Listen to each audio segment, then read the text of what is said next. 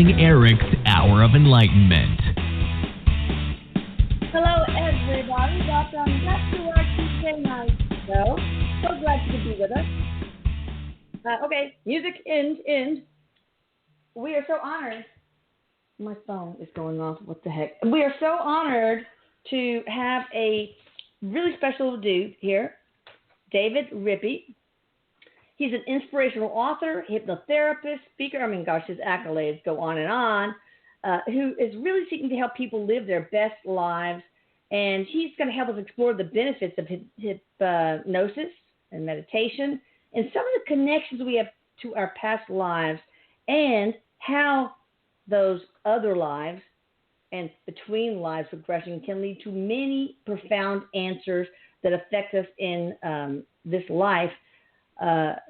So let me tell you a little bit about David. At age 25, in the midst of beginning a career at a Fortune 50 company, his life totally took a U-turn because he was involved in a car accident that left him paralyzed from the shoulders down.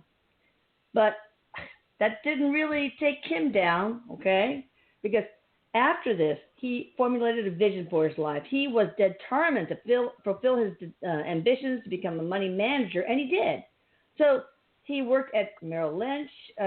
My husband works for, B. Riley, by the way, Dave, as a wealth management guy.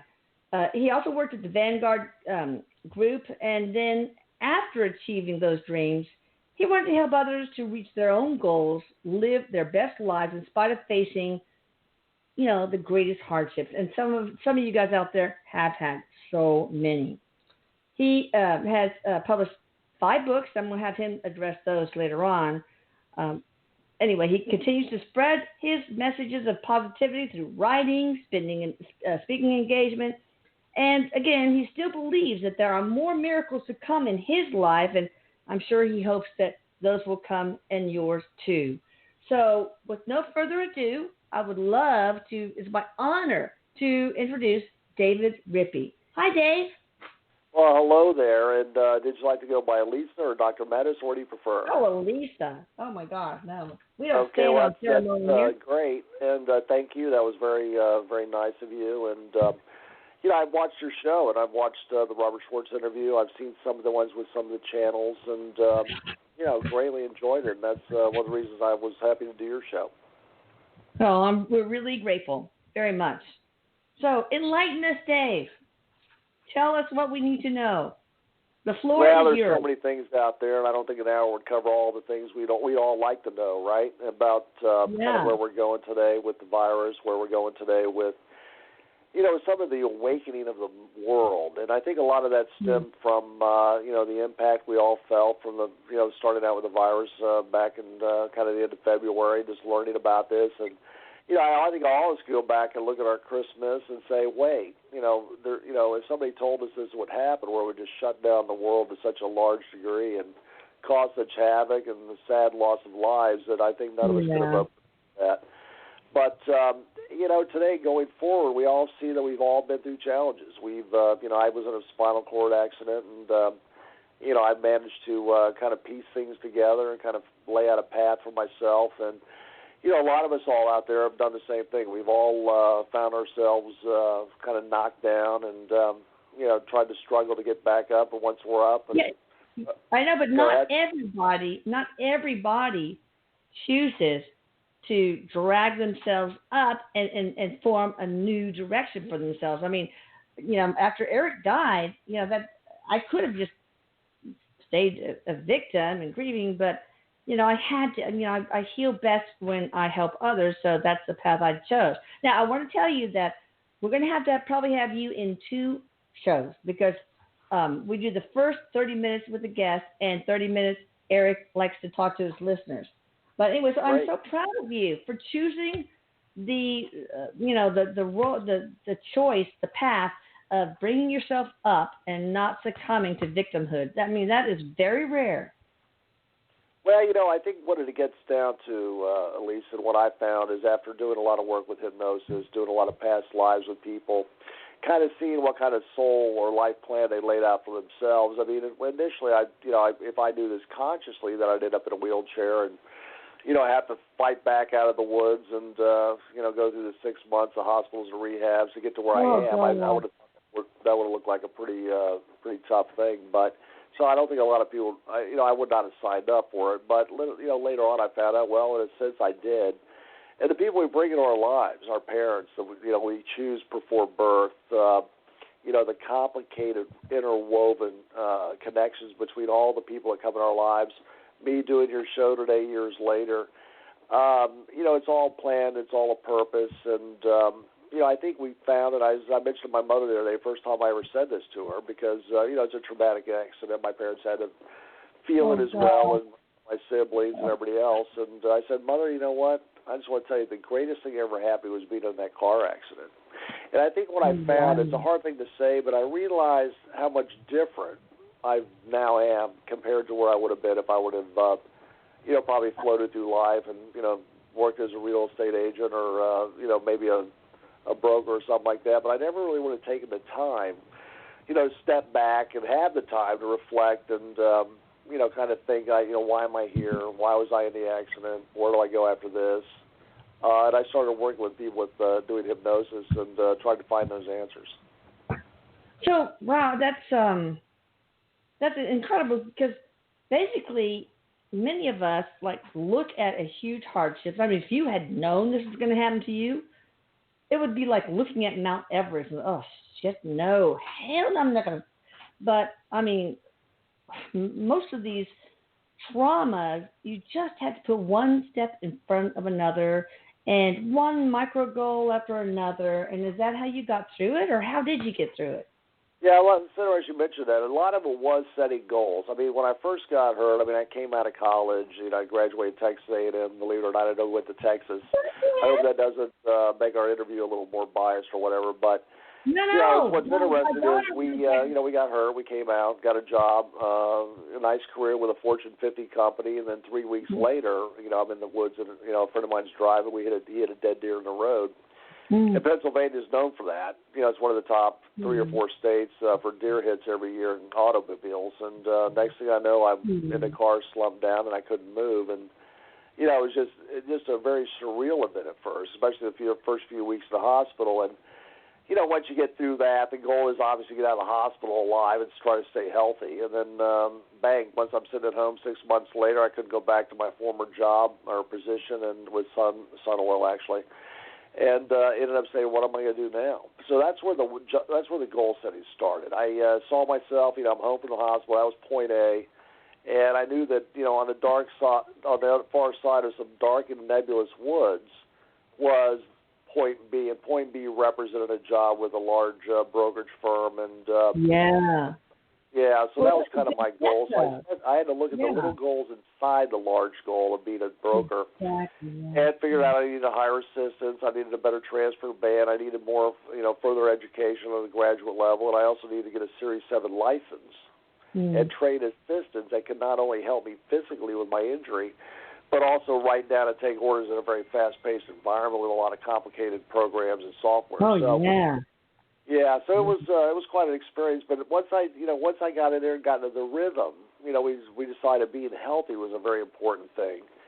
So I spent a lot of time learning about alternative medicine, learning about the benefits of D, C, B, magnesium, omega-3s, all that. And I found myself not getting sick after a while. And you found yourself what? Yeah, I found myself never getting sick. In other words, colds, stuff like that. Never get the flu shot, and just did enough studies to try to stay healthy. So that was another goal, because your clients expect you at work. You're managing a lot of money for them, and I could miss. It was just too involved. So I decided I had to be healthy to have a career. So that was another goal, was finding that way to stay healthy. So combine that with learning more about the markets, obviously, and then staying healthy. And I found that's led to me having a fairly long career. Gosh, that's a handful. It's more than a handful. It's a barrel full. So, what kind of spiritual contract, or have you ever asked, through a medium or whoever, what this spiritual contract was about, what you're here, why it happened, what you're here to learn and or teach. Have you asked that? Yeah, and what's interesting is before I started doing past life regressions and life between life regressions and all that with clients, I actually did 3 past life regressions myself back when I was first heard 25, about 6 months out of the hospital. Saw a lady on TV doing them, and I thought, wow, that's interesting. I'd like to see if I had a past life. I never really knew. I grew up in a Presbyterian environment, so there wasn't really there was no emphasis, obviously, on reincarnation since they had taken it out of the Bible in 553 AD under Emperor Justinian. Exactly. So, with mediumship also. Yeah. With mediumship. I always felt more than this. There's got to be more than this. Also that's that question of why did I get hurt? I mean, why me? And it wasn't that I had like you said, I didn't have a victim mentality, but I was just curious, like, where do we go? I mean, Plato discussed the immortality of the soul, and so I decided to get into it. I talked to some of what I consider the best psychics in the United States. They've won international challenges. They were very highly regarded, and reached out to them. They told me several things. Obviously, I picked this life. I picked the challenges. My family, my friends around me, my assistants, they kind of come in and out of this life. Had chosen that as well, and it was all a very complicated, mathematically driven concert in a sense where we're all playing a role. And I realized that fairly early on. And the psychics all said about the same thing. Yes, you did it to slow yourself down. You were not on the spiritual path that, in a contract you had done before with Source, consciousness, and, ascended masters and such. And, decided to do that to get back on track, and here we are. It wasn't that I was really off track. I mean, I was living life like a typical, 18 to 25, 23 or 45-year-old, college and lifting weights and, running around having fun, but nothing really, nothing really on the path of where I would help others as opposed to having fun myself. All right, so let's talk about that. Can you give us a compare and contrast on how your priorities and values changed before and after the accident?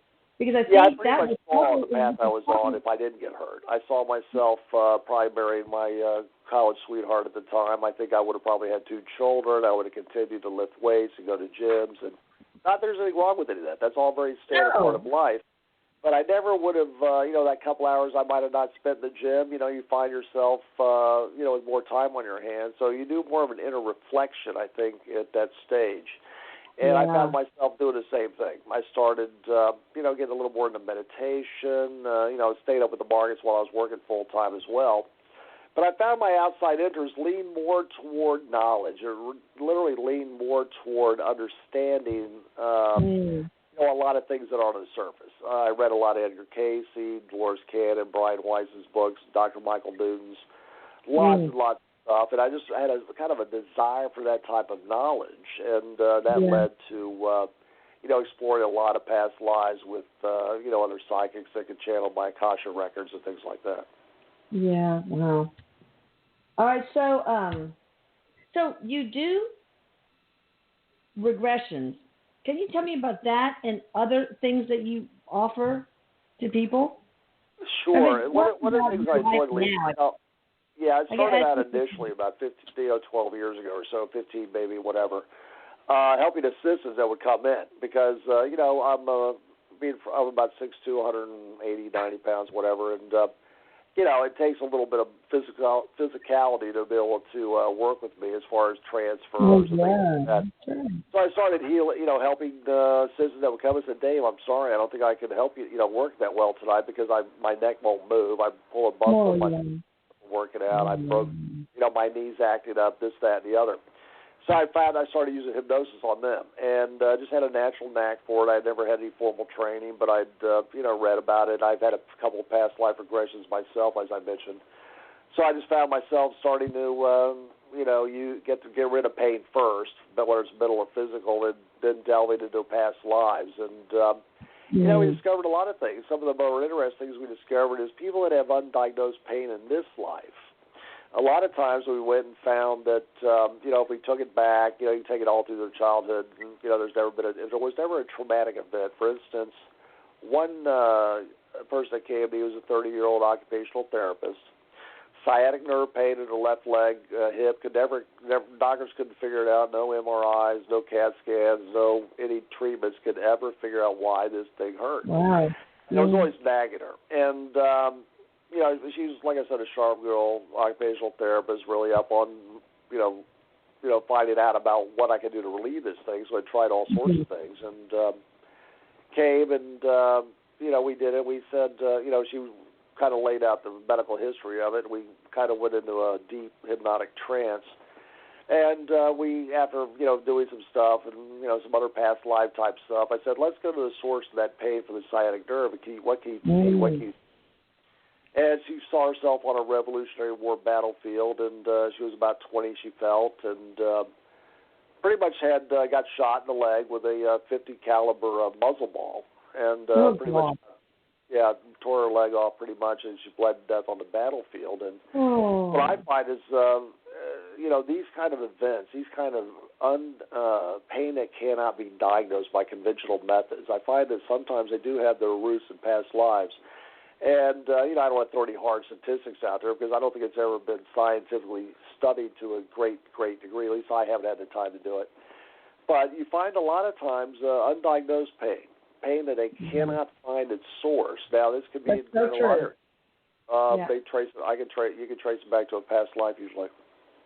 Well, that is fascinating. So, can you go to future lives? I mean, there is no time, so all these future, past, present lives are happening all at once, but have you ever progressed somebody to a future life? Yeah, it's interesting you mentioned that. We had a person here, and it's in we don't need to go into a lot of detail, but it's in a book I just wrote recently called Meeting Jesus.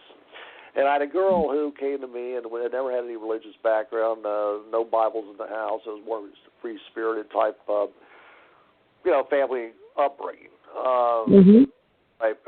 She came to me and did a past life, and next thing you know, she was telling us about, her knowing Jesus in Nazareth, and she was 30 years old, as a male named Josiah, and he was 30 at the time, and just an amazing account of what she witnessed and, some of the things he did. And like I said, she didn't have any background in the Bible. I think I cross-examined her on different points and things, and she was always very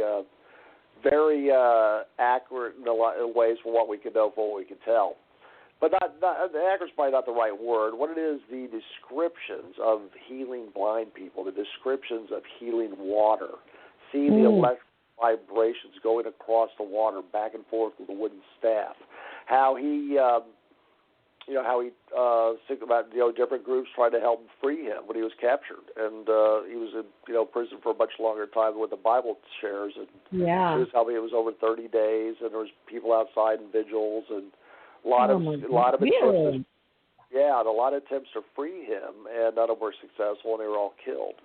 But it wasn't. But they did try to get her. How no women were allowed to see him initially. It was only a few disciples, and but Mary Magdalene, none of them were allowed to go visit him when he was in the prison, and he was pretty much tortured for about 30 days. And how emaciated he looked when he came out carrying the cross, and all that. How the lines were long for 3 days long, waiting in line to see him give their respects at the cross, and he was already off of it, but. Just amazing accounts that I'd never heard anywhere, let alone the Bible. That's so detailed. Hey, did you ever watch Our Jesus interview? You know what? I did listen to some of it. I didn't have time to hear it all yet, but yes. My God. You hear Jesus' voice. Jesus, it is fascinating. I'll have to go back and catch all that. Yeah. Jesus. But anyway, going back to the future. So anyway, here's this this like 28, 30-year-old girl with no real religious background, spiritual, more into Indian and shamanic type practices and that kind of thing. But anyway, after that, I didn't even prompt it. What I find is when people provide future information to me, it's never at a prompt. It's kind of this channeling voice. And in Immortal Soul, there was one about, I don't want to go off track here too much, but it was about a Lieutenant Herzog in the age of Aquarius. And then they just launched and go, we are in this. And I'm just like, okay, go ahead. And I didn't. it wasn't even a prophecy. It was in a past life, and they just kind of tell me all this. But under this person named Josiah from Nazareth, that knew Jesus at the age of 30. They're both about 6 months apart, males, knew each other.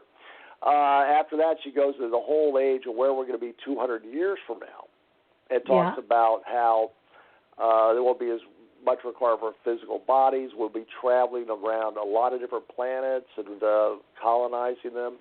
How some people will be more like holograms. It'll just be like energy sources with consciousness, but not the physical body as much. And some will be kind of that merging of technology and the human. So kind of that, it was just like really interesting, and how we will probably not be what to be on Earth in 200 years. I kind of found that kind of interesting, but also that we'd be colonized and looking at other places. And I think if we all look at how far we've come since Orville and Will were right on, down in Kitty Hawk and back in 1904, 100 years later, I mean, picture what the next 200-year leap with technology and computers and everything else does, when we see guys like, Elon Musk with SpaceX, you got Richard Branson, we got Bezos doing his thing with, independent corporate space travel. So it does make sense. It does make sense that, 200 years from now, it'd be amazing the possibilities. Right, and Erik, recently, I can't remember what session, said that very soon, I can't remember how much, I'm sorry, like 20 years, whatever, we're going to be able to do exactly what aliens do, which is bend space-time so that point A on one side of the universe and point B on the other side of the universe, for example, can just like bend and meet, so that they almost like can step from one part of the universe through into another, just like a step. Like, and so that's how they're able to go so far in such a small, so many light years. So I think that's going to help a lot. I think you're right. I have no doubt of that. When I saw the head of Skunk Works at Stanford's graduation in 1994 doing the commencement speech, and I can't recall his exact name. I thought his nickname was Bud or something. But at Stanford, 1994, and he came out and said, "We've already conquered and solved what Einstein's theories were. We can travel through space now."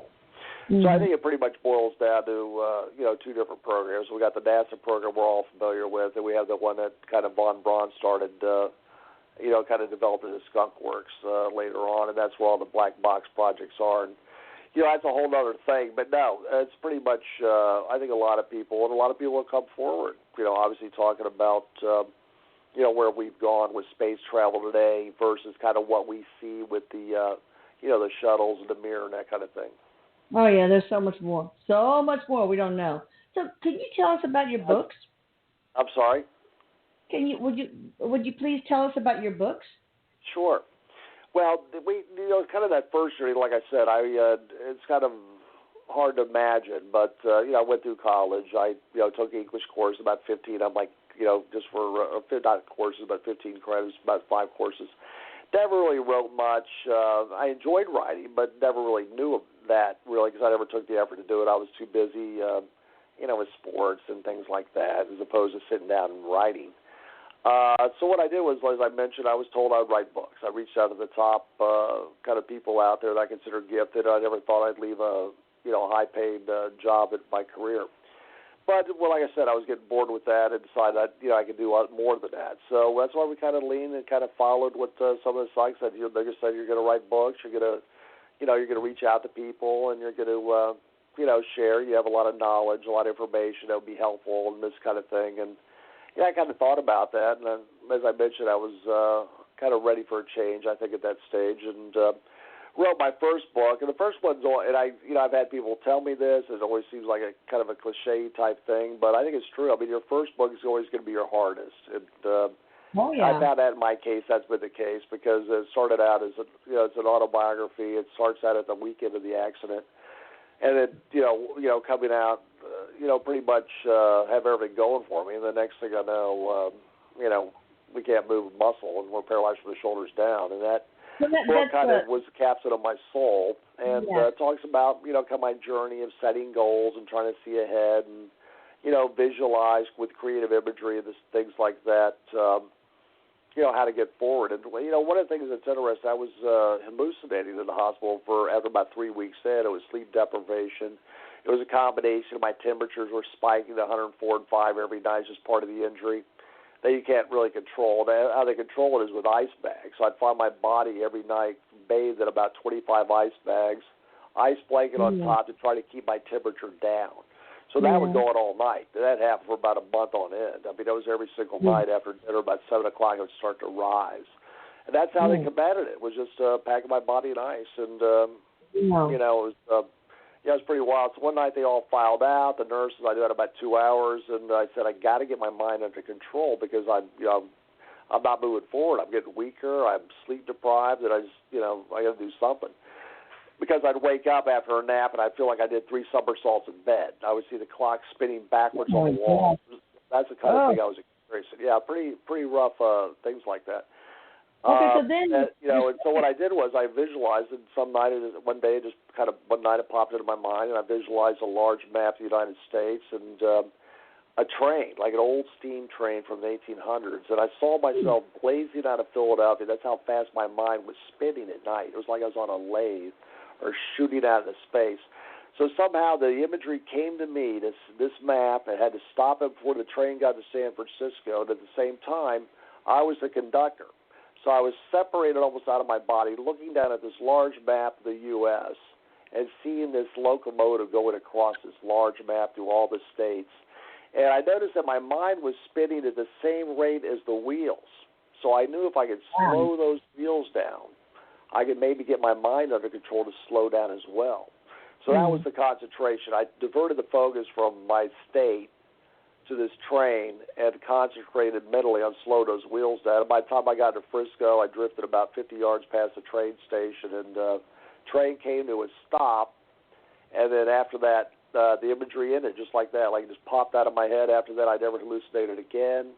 Started making good progress. Got out sooner than later. So I found that creative imagery, the meditative aspects, have helped me greatly through this life living with this injury that has a lot of uncertainty to it. Yeah. All right. So we have 2 minutes left before we start taking callers. So can you briefly talk about you have the Captain of my soul. Powering through paralysis: How to Survive and Thrive with Disability or Disease. Yes, I decided I needed to write a book to share the things I learned living with spinal cord injury and how I became successful. So I wrote 16 chapters on how to hire assistants, meditation, hypnosis, health and wellness, setting goals, finding patients, all these things. And then I went from there to explore more of the afterlives and the immortal soul and meeting Jesus, past lives, soul council meetings, the involvement of the soul through the colors of the soul, life lessons, departed relatives, and we brought all those into these sessions. Wow, it sounds pretty chock full. So now, before you give your contact information, can you tell me what's the biggest piece of advice or wisdom you can give to our listeners, whether they're struggling or not? I think yes. I think what we got to do is two things. One, to realize we've all gone through changes, and a lot of us will be hit with more in the future. Whether we don't, we're not going to see them coming a lot of times. So I think the greatest thing to do is be adaptable, and I think being open-minded in the sense of not boxing yourself into any one particular thing, but kind of keep it open-minded that everything's connected, everything is energy, we're all immortal, we're all going to experience many, many, many experiences in lives. And if you feel that way, you can separate yourself from the daily stresses of life, whether it's viruses, family, relationships, career, and meditate and relax and pick the meditation usually before you wake up or when you're getting ready to go to bed at night. That's when you're in pretty much almost the theta state. The most relaxed state, so you don't have to spend a lot of time or waste time during the day to meditate, but take that 15 minutes instead of hitting the snooze alarm and just sit back and just relax and allow yourself, to feel at peace. Feel at peace. And I think that relieving the stress and anxiety makes a heck of a difference. And I found that by doing that, using creative imagery to set goals, to kind of see and stand above the labyrinth you're on, I think that's our best advice, is to seek wisdom, learn by those that have come before us, from Buddha to Confucius to Jesus and Rama, get their advice and their knowledge, and then from there, meditate, go inside. That's the key. Well, I can tell you have read a whole bunch, and it's just been an honor to talk to you. And you, hopefully you'll be able to, I mean, there are probably going to be people who are going to ask you questions. How can they get in touch with you? Well, probably the easiest is just go to my website, davidrippey.com.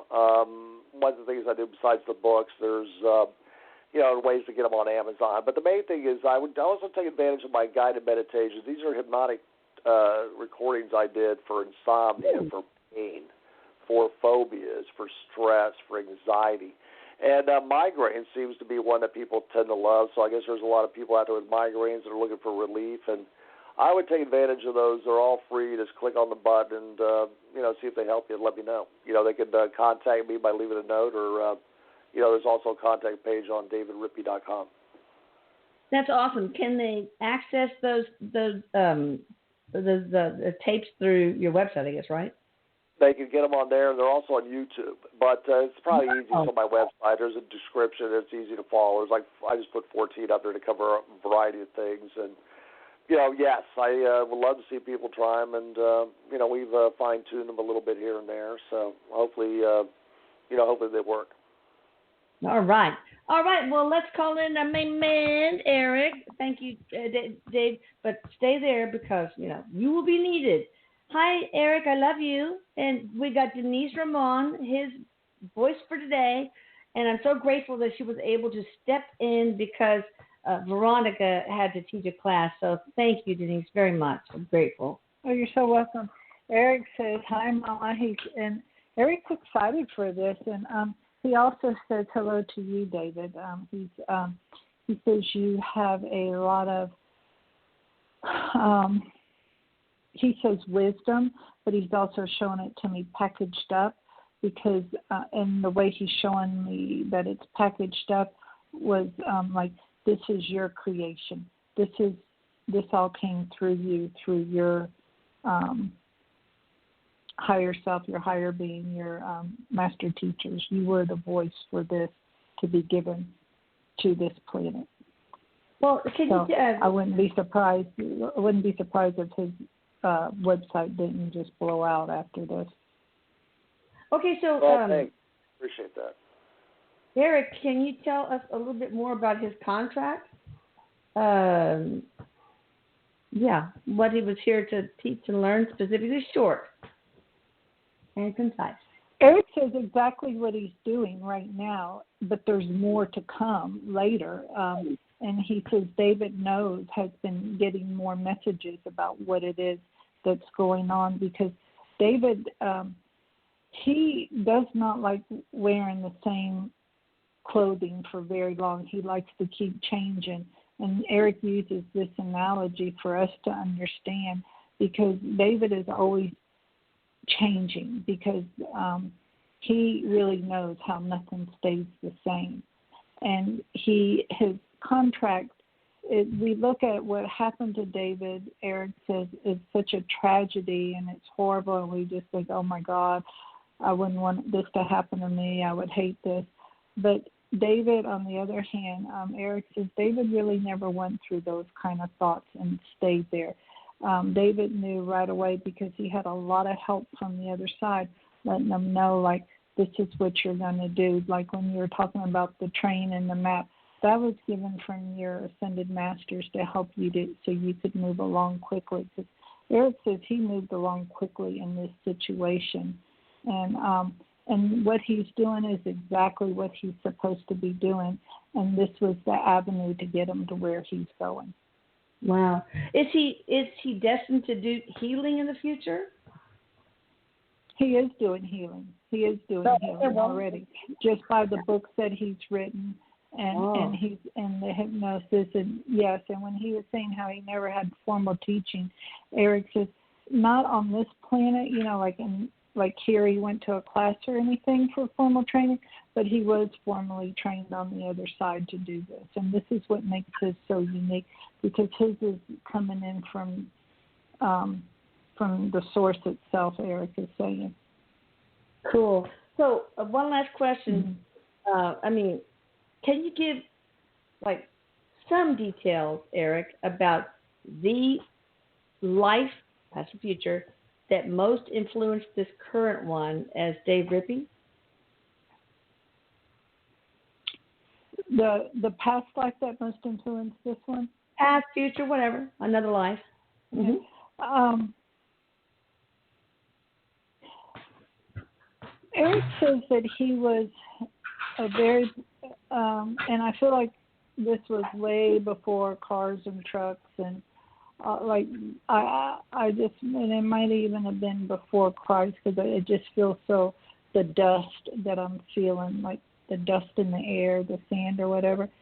He was a very profound teacher, healer, and he performed very profound teachings and healings. I don't feel like he lived a very long life from what Erik is showing me, and his agreement was that he would come back and do this again. And that was one. Okay. You know, I want to say I get the sense the where Erik is showing me the thing. It has to do with, like, I feel like it's around desert type environment, so it's like more. Erik is showing me like Israel around in there, and that, but it was before it was actually Israel itself. Oh, yeah. And yes, it's around in there. Yeah. Mm-hmm. All right. Well, thank you for that, Erik. And now we're ready to take calls from listeners. All right. You got the first one here, the 586 area code. Hi there. How you doing? Hello, my wonderful friend. Oh, Lambert. This is Lambert. Yes. And hello, blessed Chandler. And what can I say to Erik that I haven't told him in prayer so many times? I do have a question for him, and I hope to make it brief. Erik, I've never felt like I belonged on the planet. I felt some years back the actual heaviness and hurt of the earth and the ground under me. I've had plants fill up the room with their wonderful smells when I've touched them. A couple of years ago, after I hobbled out of the chapel, I believe it was my angel, a huge orb of light that was above my windshield and went with me for 12 blocks, and there were no cars. And I just saw the light, and I knew, I felt. And there have been many other areas of synchronicity, and with you, actually, and with Jesus and Mary. And why am I so weird? Well, and also there was a time, he's a musician, and there was a time long ago that was the first time. Yeah, this drummer tried to beat him with a drumstick, and it would stop. And he tried harder and harder. It would stop. It would stop. He couldn't. Was he being protected by some entity from the other side, or was he responsible for that? Was Lambert responsible for that? Erik says on that one, about with the drumstick and trying to hit him, Erik says when that was going on, it's like he was totally connected with his body and his higher self and source at those moments. And he was able to exercise that energy to stop it. But also Erik is saying it's like he had teachers on the other side letting him know, like, this is what you do and this is how you do it.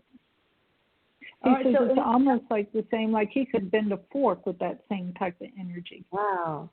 So why is Lambert like this? And then we'll take the next caller. Why he's not feeling connected?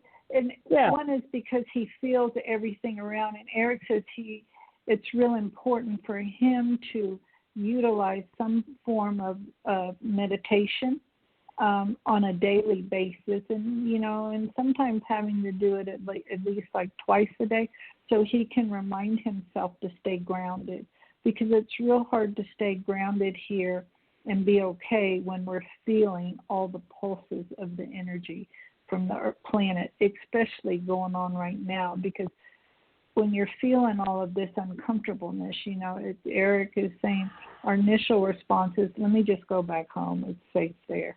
And this is his thoughts. He wants, it's like, let me out of here. Let me just go back home where it's safe. Okay, but if he can get back into, go ahead. Yeah. I'm sorry, why in this time, why does he have these special things happen or these special powers? What's with Lambert? Well, Erik says they're there for him for teaching, because as he starts seeing these things, these are for him to help teach other people as well. They're not just for him. They're for him to become friends with, I guess, acknowledge that this is what's going on, so he can because then he'll get a clearer vision and knowing of which direction to go with it. And with him being a musician, Erik is saying, he already channels. Oh, wow. So that is so cool. So to get into that, and he could also channel some very healing type music also, and produce, and have it on a label and produce some very profound healing cool. music. Mm-hmm. All right. Well, thank you, Lambert, for calling in. Talk to you later. And maybe you should book a session with Denise. So she seems to really have Erik's voice. I will give that a whirl, and I will also do my best for channeling Erik, and I don't know what to say. God bless you again, Erik. And I didn't know I had that, and I will try it and continue to pray with others and love others. And also, I'm working with your mother, and pray for us that comes out well. And again, God bless you all. Thank you, Lambert. God bless you all. Thank you all. Thank you. Take care. He is a beautiful writer, too. His poetry is amazing. Okay. Yeah, that's amazing. We got somebody from the 864 area code. Hi there. How you doing? Fine. I assume that's me. That's you. Well, yes. My name's Mary. Hey, I was wondering if I could ask 2 questions. Sure. Okay.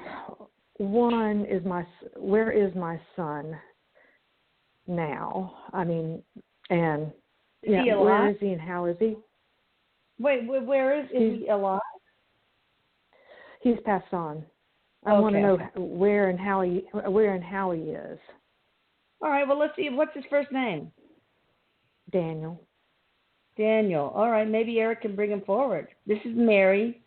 Can we find Daniel? Erik says Daniel is doing very well. And as Erik is showing me that, I don't know how he was when he was here, but Erik is showing me he's very into education. And when I say education, I don't mean doing history and English and that like we do here, but he's very much into education on the other side. So he's really building up his, Erik was telling me to say wisdom. He's building up his wisdom. He's being more enlightened than ever before, and he loves this type of stuff. He loves and this wisdom, and that he is planning on coming back to this planet, but not right now, because he really wants to make sure that he's a solid spirit. Like, he really wants to come back this time and live an extra long life, Erik is showing me.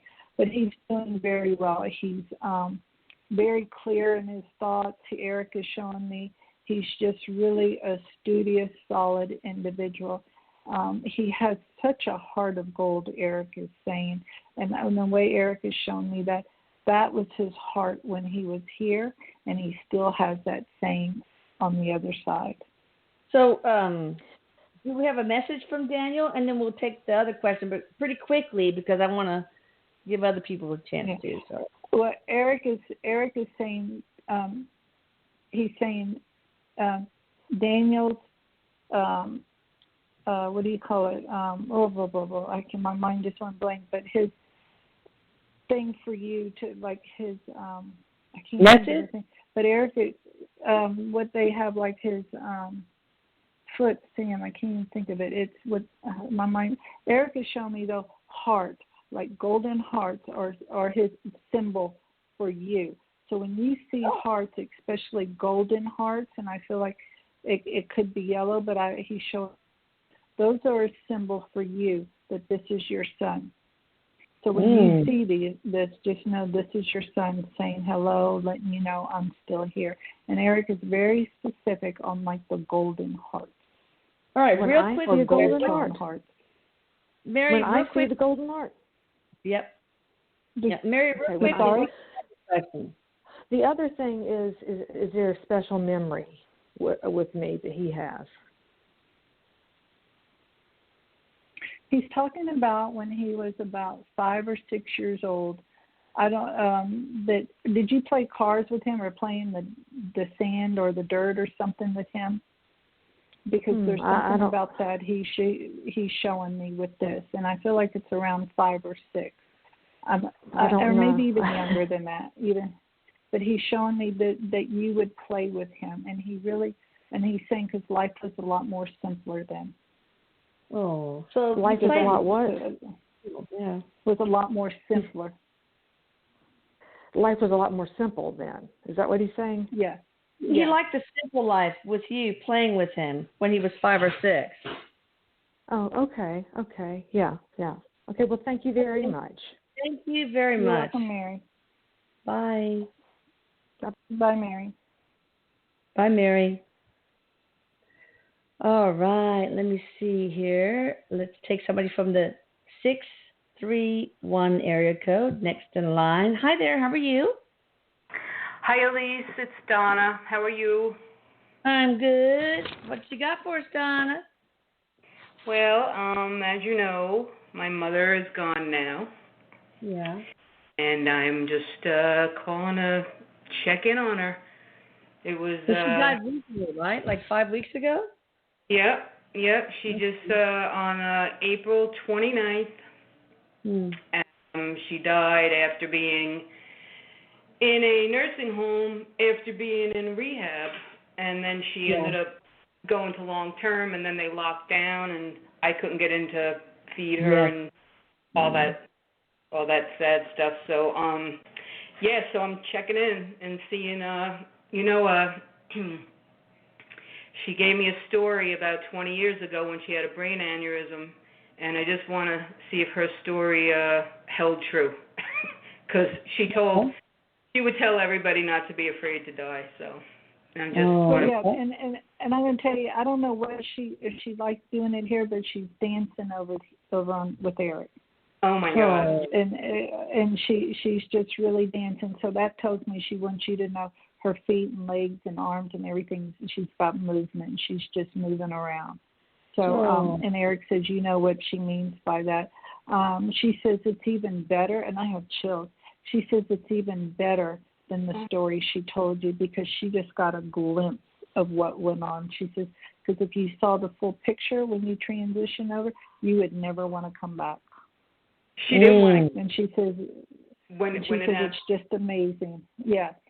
But she said yes, it's the same, but even better. She's saying. So I just have chills all over my legs.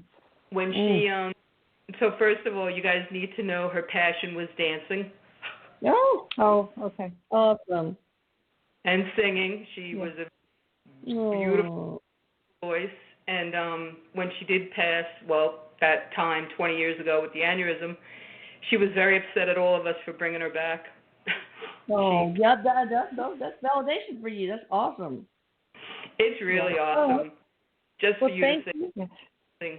Maybe she said, "Don't be sad. Don't be sad. Don't be sad." No.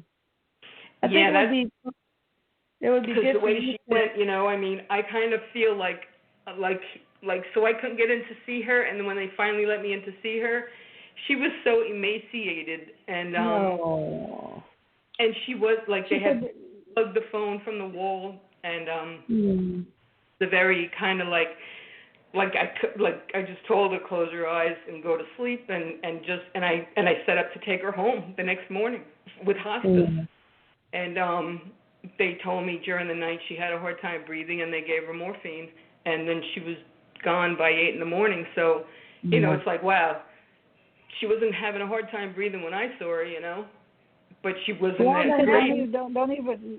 She said, "Don't worry about all of that story." Yeah, you're focusing on the bottom these line little is. Things. Yeah. Yeah, she said the bottom line is she was supposed to go at that time, and she didn't want to come home because it would have been harder on you and everyone else if she would have came home. Yeah, I think you're torturing yourself by thinking about these little things like that she couldn't breathe, but she could before. I mean, she could have had a pulmonary embolus or a shower of embolus. Don't worry about that. The big picture is she is so happy, and she just gave you validation. I would set up a session with Denise and talk to her further. All right, thank you, Donna, for calling. Thank you so much for taking the call. Really, send her my love. I'm sending it anyway. She hears you. You take care, Donna. Okay, bye-bye. You know she's getting it. All righty, let's see. We got somebody from the 980 area code. Hi there, how are you doing? Hi, thank you for taking the call. My name's Bonita. And, what's your name? Bonita? Bonita. Oh, hi, Bonita. Okay. Hello. What did you go for? And I'm actually just trying to figure out, I know I have a purpose. I know there's something that I'm supposed to be doing, but I feel like I have a block. And I'm wondering if there's something that I should know. And I don't really know how to ask the question, but... Well, let's just see. Erik, do you have, or the spirit guide or her higher self, what does she need to hear right now? Erik says the meditation it would be really good for you. And Erik is directing you over to David Rippey. He wants you to check out his website, David Rippey. I think it's .com. Erik is showing me to check out his website on those meditations. Erik says you got it. He's saying get into the meditation so you can kind of bring some stillness in. And he says stop focusing on what you're not doing, because that's what you're focusing on what you're not doing, and instead of focusing on what you are doing. And Erik says stop grading yourself, and like you're grading yourself. You're not doing this good enough. You're not doing this right enough. So get into those meditations. There's something about some of those meditations he has on his website, and I believe he said they're free. And Erik says to really make that a priority every day to do that, so you can really feel and hear the vibration of the meditation, because then you're going to stop grading yourself and labeling yourself. And then you're going to be able to start seeing the beauty and the amazing abilities, or what some people call gifts, have. And you're going to be able to start getting into them. One of the things you do awesome, and Erik is showing me art, something to do with art. So I don't know if you paint, draw, play, pottery, whatever, but there's something to do with art. And he says something also to do with landscaping. So I don't know if you do healing landscaping, or that's something you like to do or thought about. I don't know, but Erik has thrown that in there. So Dave, but check out David Rippey's website. Yeah, Dave, what kind of meditation do you think is best suited for her? Yeah, I think I appreciate that, Erik, as well. And what I would say is that there's for stress and anxiety, there's very specific ones. And all end up kind of providing you with this immortal self. You come at the end of the recordings, there's chronic pain ones, but there's another one called the Immortal Power Boost, for instance, and it kind of leads you down to this sense of tranquility, seeing your body filling with golden light, letting you know that you are immortal. and to open yourself up, just to accept the light of the divine. And also to begin at that stage to be able to visualize what you want in your future. In other words, my second book, Powering Through Paralysis, I wrote on setting goals. And there's also a chapter on meditation. There's one on hypnosis. There's one on health and wellness. There's one on finding patience and acceptance of yourself. So I think I'd definitely probably look at that book, but I would go online. And for the recordings, I would kind of look at the ones, how you feel. Are you stressed this morning? Are you anxious? Are you not sure? Do you have uncertainty? Do you have fear? And I think if you kind of incorporate those, you had trouble sleeping at night, worrying about all the daily problems, then I'd listen to the ones on for insomnia. And I think you'll find it'll just lull you to this nice sleep. If you have any type of physical or mental pain, I would check out the stress ones. You have chronic physical pain, then do the chronic physical pain. But like as Erik mentioned, and I'm not here to plug my recordings, but I think that if you utilize these, it will make you feel revitalized. It will take away your physical pain. It will take away your mental pain, and you'll probably wake up feeling pain-free mentally and physically. Oh, I think that's I had a niece that died a couple of months ago, and I just I can't seem to let it go. Like I miss her so much that it What's just her name? consumes me. Her name's Emerald. Emerald? Okay, very quickly, because we have to close the show. Any message from Emerald to Benita? Emerald says she's been trying to send her a message, but so I don't know if she's showing me something blue, and like a sky blue or something. So she's been sending me something with blue color, the blue color energy or something. And she says she understands your pain, and she understands a lot of people's pain from her transitioning. But the one thing she really is stressing, and Erik is like on a megaphone helping her to say this, she says, this was my time to go. It was no accident. I didn't go any time too soon. I went at the exact second that I had planned to leave this planet. Yeah. And so just look for something with the blue color. So I don't know what that means because she's just showing me blue, and because we only have a couple of seconds left. But go in for that, and she says, but allow yourself to feel the grief. Yeah. So I learned that you have to lean through the grief to get to the other side. Thank you, Benita. Mm-hmm. And also thank you, everybody. You guys, check out Dave's site at davidrippey.com. Obviously, he has a lot to offer on that site. And, of course, our wonderful Denise Ramon at deniseramon.com. I will put that all in the description box. It was great to talk to you, David. You've given us so much information to digest. And I love you, Erik, of course. I love you, Mama. I love you a lot, he's saying. Oh. All right. Bye, everybody. And join us again next Tuesday for our next hour of enlightenment. Thank you. Thank you, everyone. Bye. David. Bye. Bye. Thank you.